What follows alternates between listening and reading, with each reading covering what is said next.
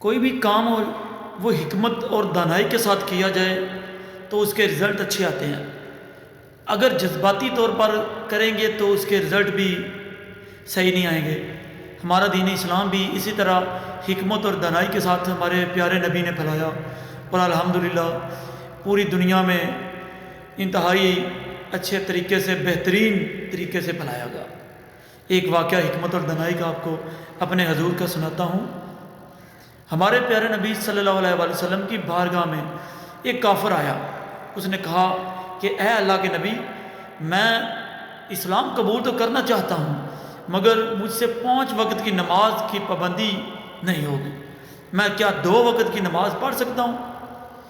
صحابہ کی محفل لگی ہوئی تھی.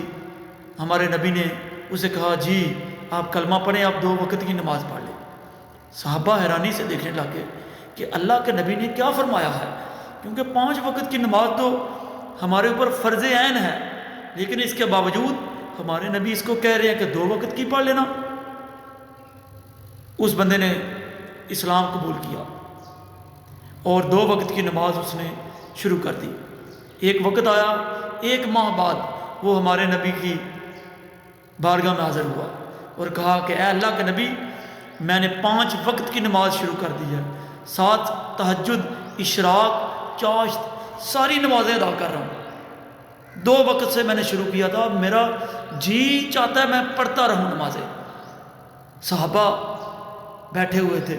ہمارے نبی نے فرمایا اے صحابہ یہ جواب ہے تمہارا.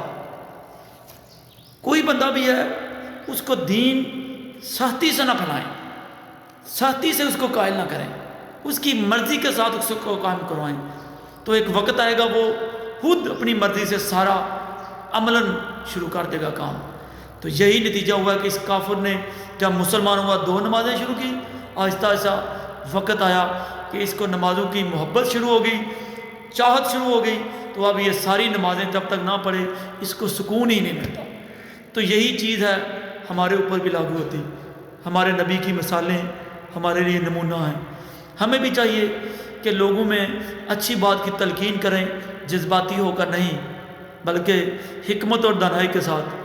اگر حکمت اور دانائی کے ساتھ کوئی بھی کام، کوئی بات کریں گے تو انشاءاللہ وقت تو لگتا ہے، ارجنٹ اس کا رزلٹ نہیں ملتا، لیکن اس کے رزلٹ انتہائی اچھے ہوتے ہیں.